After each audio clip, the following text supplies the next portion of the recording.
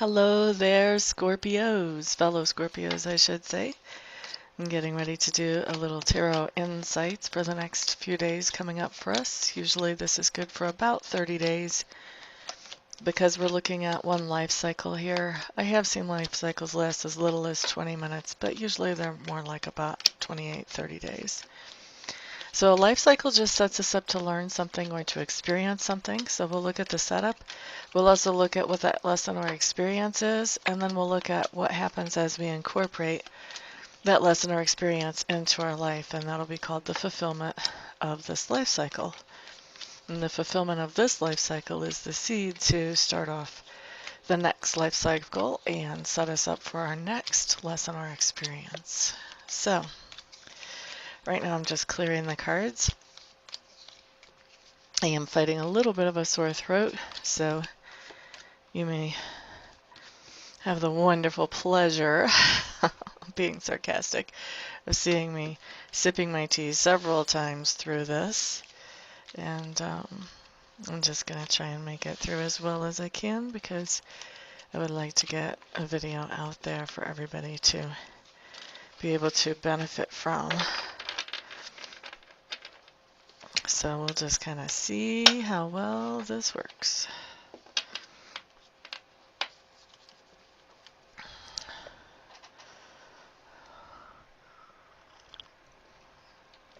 Can't say I didn't warn you. Okay, let's put down our cards.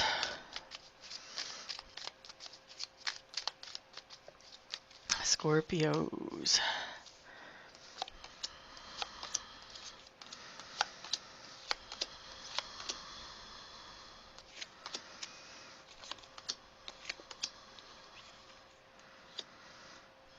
Alrighty, my dears. What we have coming up for the first card just talks to me about our environments. An environment is any place where we have energy or effort invested. Of course, this is a general reading, so not everything I say is going to apply to everybody. But my deal with Sacred Spirit is that most of it will apply to most of us Scorpios, okay?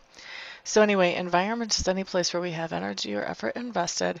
So this could be home. Usually it is. Sometimes, though, it shows up as work. Sometimes it shows up as school.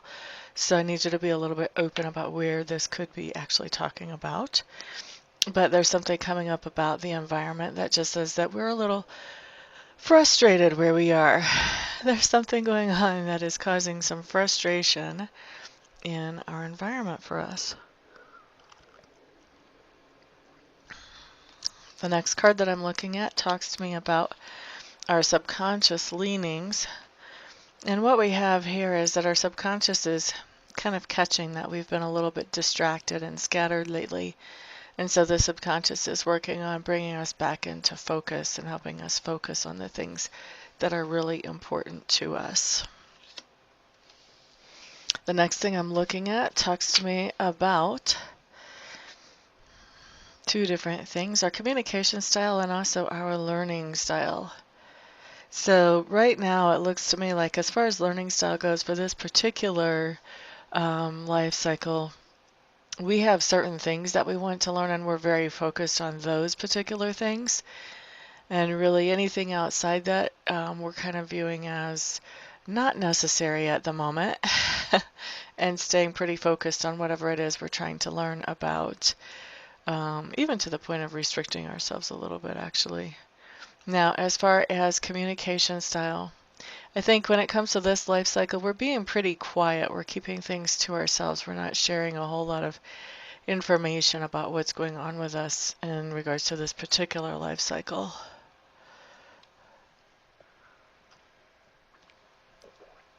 Excuse me. I already see where this is going for me. I don't know about the rest of you guys. Let's see. Next, we're looking at work. Work for me is two things. It's inner work, that work that we do to improve ourselves, make us happier with us. And then we also have outer work, which has to do with how we make a living or what makes us feel productive in the community. So when we're looking at outer work, let's start there. Looks to me like there have been some disappointments when it comes to outer work, but we're not letting that hold us back. We are staying focused on the opportunities and the things that are open and that are good, and that the opportunities for us to expand and advance whenever it comes to work, whether that's working for somebody else or whether it's working for ourselves. Either way, we're not letting the disappointments hold us back. We're just finding the silver linings and working with the silver linings and turning them into something good to help us move forward. Now, as far as inner work for us right now is really to stay focused on the silver linings, stay focused on the things that make us happy. The inner work is to keep our attention off of things that have disappointed us and on the things that hold opportunities and keys and chances for expansion for us. So that's our inner work. Coordinates actually quite directly with outer work this time. Next, what I'm looking at is that part of us that's being grown or expanded as we go through this life cycle. So we're really learning about bringing something to an end or bringing something to a close. There's probably multiple situations, but there's at least one situation where we're just bringing it to a close and saying, okay, that's enough. That has served its purpose, or maybe it never even served its purpose. But in most cases, that has served its purpose, and now the time for that is over. And so let's shut that chapter on this book and move forward. So that's where we're expanding right now, and having that discernment and that wisdom and following our intuition on what does need to be let go and closed down so that we have more time and energy for the opportunities that are available to us. All right, the next thing that we have coming up talks to me about those things that we stand for. This is an interesting card. I think I'm going to sip my tea while I think about this one.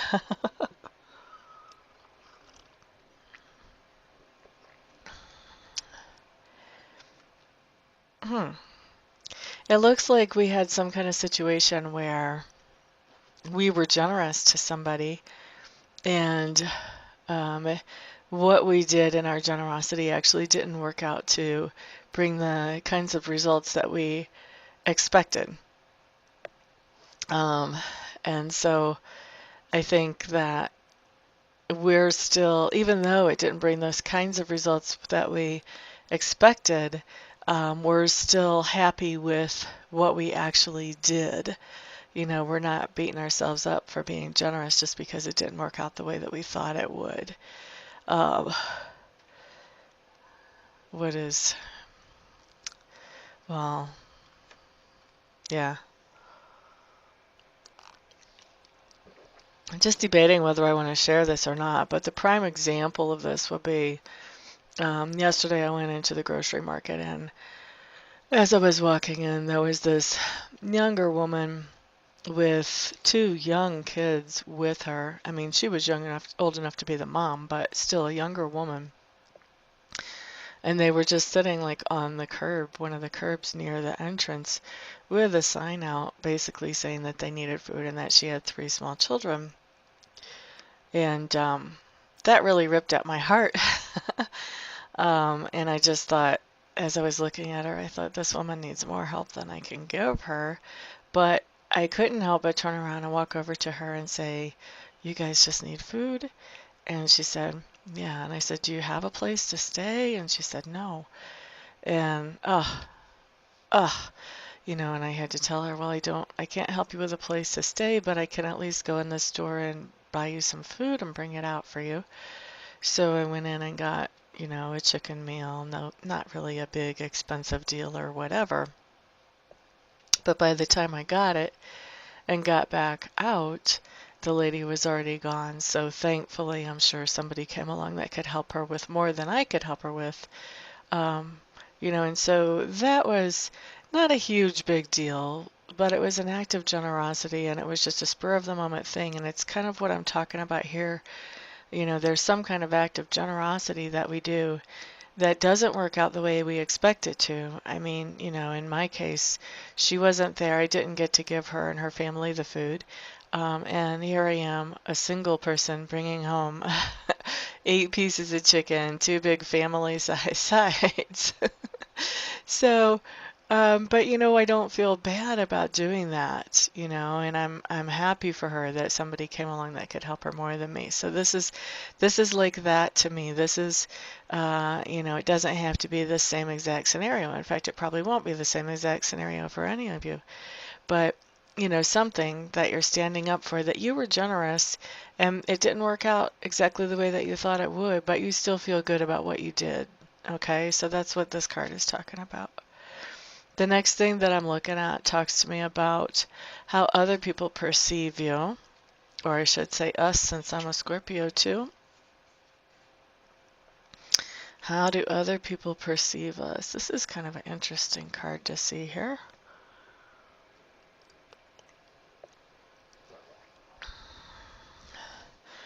I love the videos because I can take my time with them. Nobody's paying me so much per minute or so much per hour. I can just relax. Take as long as I want with any old card. So how other people perceive us is they see us as being a little bit stunted in our creativity. I think that kind of surprises me, actually.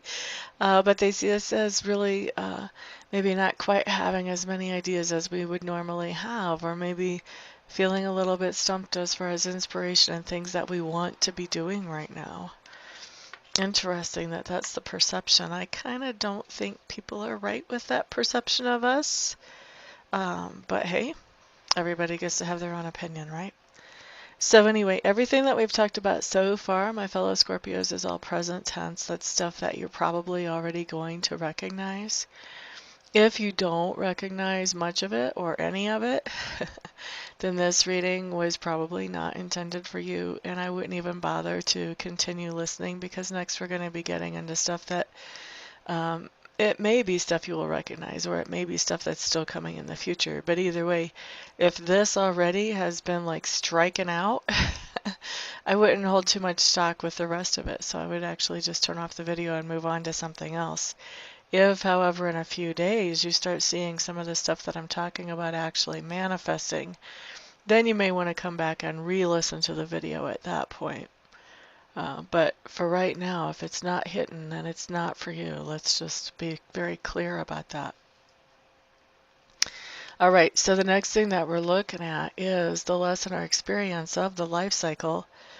And oh my gosh, I'm cracking up, sorry. The lesson or experience is to learn to put down responsibilities a little bit and relax a little bit. And I'm cracking up because this is kind of my challenge lately. I'm sure a lot of you can relate, has been to kind of rest. And, I'm a big believer that our body tells us whenever it's time to rest and relax, because if we don't do it on our own, our body will make us. Thus the sore throat. Like my body's going, well, you won't shut it down, we'll shut it down for you. So far it hasn't gotten that bad, and I hope that it doesn't. But I am trying to get in a lot of rest to make sure that it doesn't. So that's just striking my funny bone. But anyway, our lesson or experience here is to learn to not always carry the burden, that sometimes we can put the burdens down and just relax and chill out and have fun as we go through our lives. Okay.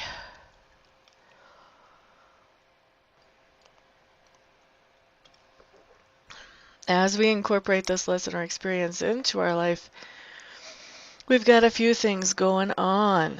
Oh, this is so sweet. We've got the Page and the Queen of Cups both showing up here as we're learning to relax. So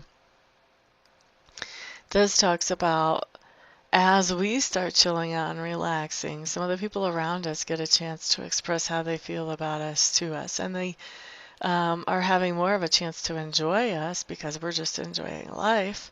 And so what they're expressing actually is pretty precious. And then also that we are taking care of ourselves, that we're pampering ourselves, we're expressing love towards ourselves as well. So very, very, very cool.